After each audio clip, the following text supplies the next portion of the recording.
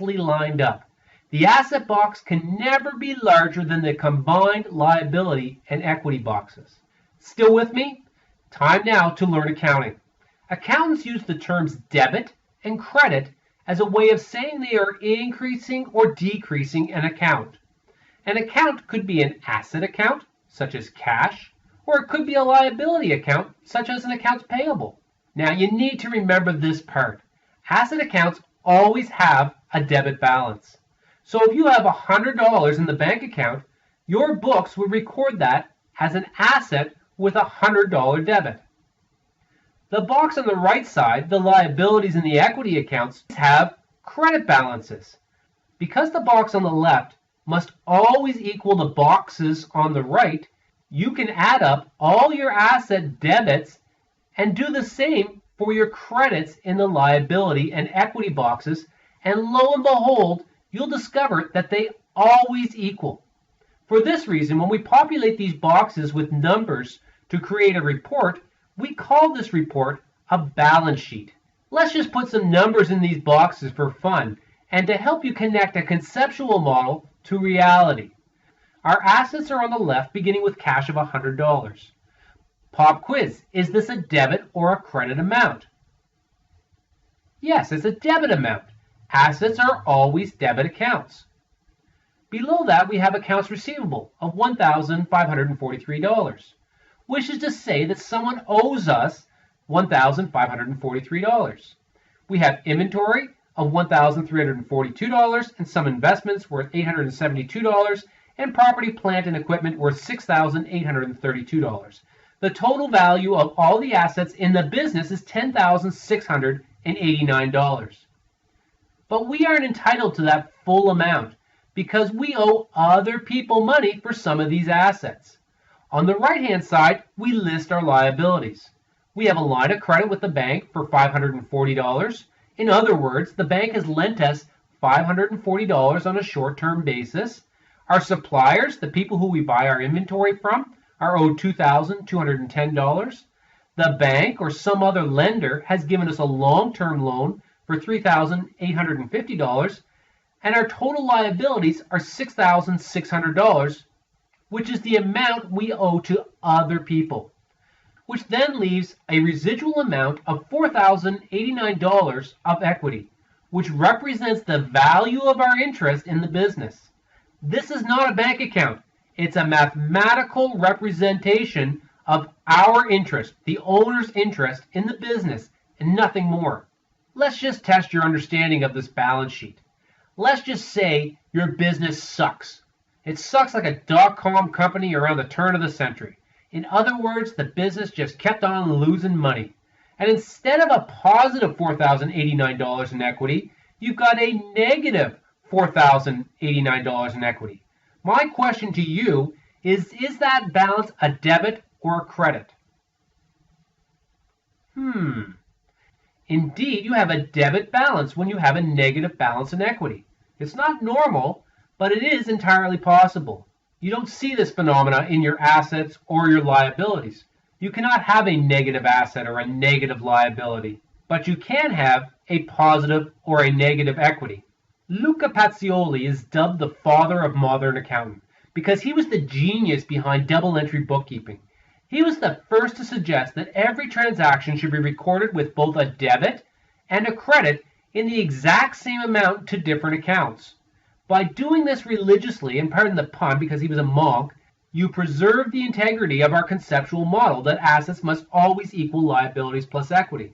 To understand the mechanics of accounting and performing bookkeeping, you need to know just a little bit about accounting systems. That balance sheet I just showed you moments ago is a report from an accounting system. Those numbers I shared with you don't happen by accident or all at once. They are the results of dozens, hundreds, thousands, sometimes millions of accounting entries to record the transactions of the business. So let me show you how an accounting system works. There are 5 stages to a typical accounting system, and let's look at each of these in turn. Your chart of accounts is a listing of all your accounts within the categories of assets, liabilities, and equity. We haven't talked yet about revenue and expense accounts, but really they are just a subcategory of equity. Think of your chart of accounts as setting up and recording buckets for various transaction types. You can have as many accounting buckets as you like. It all depends on what sorts of detailed information you want coming out the back end. The idea behind setting up a chart of accounts is to aggregate like activity in the same account.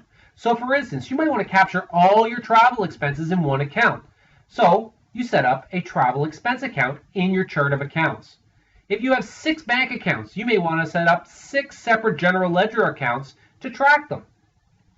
Journals are where we record business activities. Think of all sorts of activities that could happen in a business, from selling product to making payroll to collecting receivables to buying inventory to paying suppliers.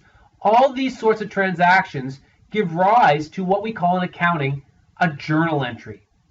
A journal entry is composed of an equal amount of debits and credits and the respective accounts you want the transaction aggregated within. When you're using accounting software, you may see various input screens. Some look like a standard journal entry as you see before you. This one comes from a module of the accounting system we call the General Journal, which is a freehand way of allowing you to debit and credit any account at will. Journal entries always have a description so that the rationale for the journal entry is documented and clear. Then you pick up the related accounts from the chart of account. Finally, you input amounts to debit one or more accounts, and the same for crediting other accounts. When you're in a sales or a purchasing module, it's common that you won't even see the words debit or credit anywhere on the screen, as I show you here. However, rest assured that in behind the interface, the system is doing the matching of the debits and the credits on your behalf. All these debits and credits get added together in what we call ledgers. A general ledger will give you the details of all transactions that have been posted to a particular account. So here I'm showing you the general ledger detail of the cash account. There are 3 debit entries for cash that has been received and deposited of $100, $200, and $500 respectively, and 1 credit entry for $800 for an expense. Note that these are 4 separate transactions with 4 separate journal entries. Now in this view, you're only seeing one side of the journal entry. To see the other side, you have to look in the other accounts. So for instance, the $800 travel expense was a credit to cash as cash left the business. And it was debited to the travel expense account for the same $800. A trial balance is a listing of all the balances in each of the general ledger accounts.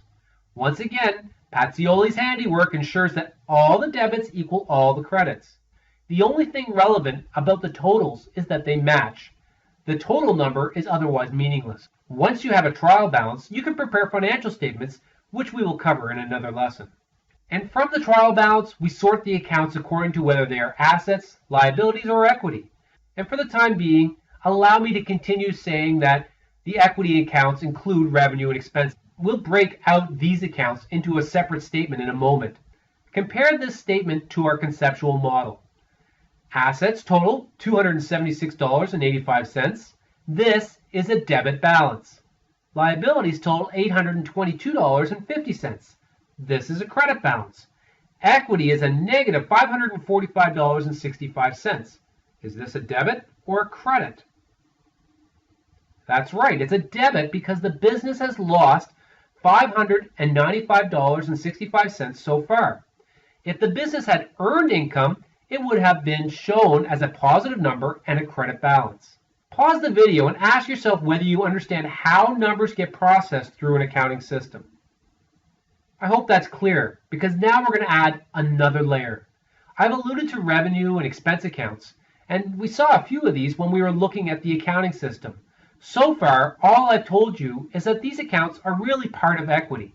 In truth, we often want information about how much money we are making over a given period of time. So there's another statement that helps give a little more insight into equity, namely the statement of changes in equity. To complete your understanding of the debits and credits, we need to understand the accounts that make up the statement of changes in equity. This statement tracks the continuity of the balance of equity from the beginning of the period to the end of the period. There are two items to consider in this statement. First, transactions on account of income, and secondly, transactions on account of capital. Let's start with income transactions, which are essentially the transactions of the business activity that produce revenue and expenses. Here, we take all the revenue and expense accounts from the trial balance and we prepare what is called an income statement.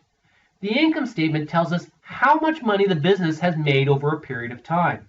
Typically, we measure income in terms of a month, a quarter, or a physical year. When we collect cash from customers, we debit cash and the credit goes to revenue. Think of revenue as a positive equity. And what is positive equity? A debit or a credit? That's right, it's a credit. Revenues are always a credit. Expenses arise when we pay out our bills. We credit cash to reduce an asset account, and the offsetting debit goes to an expense account. Once again, think of expenses as negative equity. As we saw earlier, negative equity and expenses by definition are therefore debit balances. The net amount of revenue less expenses is your net income.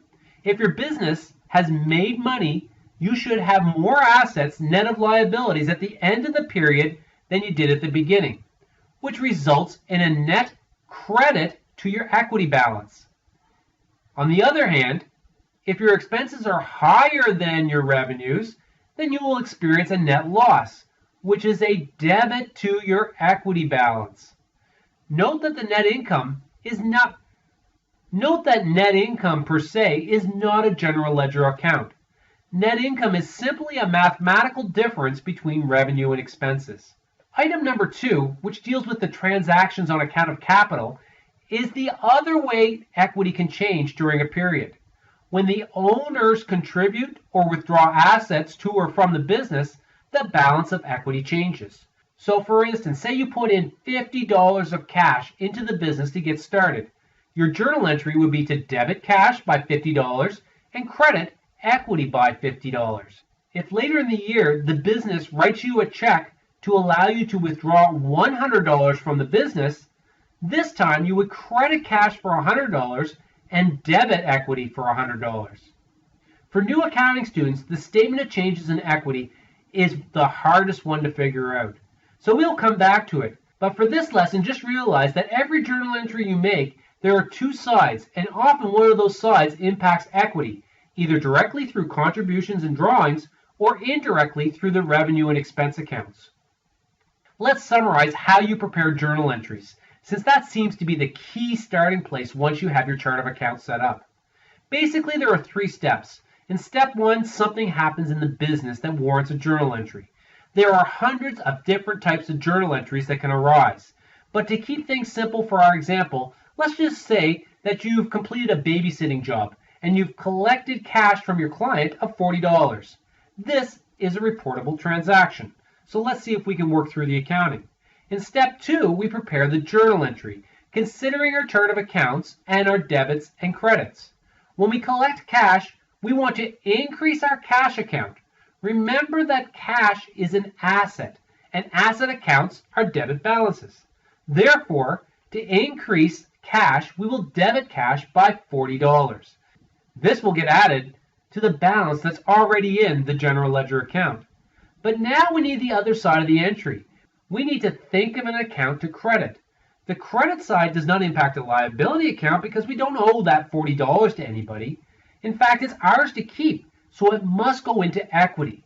So moments ago, I just finished telling you that equity is usually made up of either owner's contributions and withdrawals or the income accounts. You need to decide, is this an income transaction or a capital transaction? Take a moment to consider. Hopefully, you identified that this is an income transaction. We made money for services we rendered. Therefore, the credit side of this entry would be to an account like sales or revenue for the $40 we collected.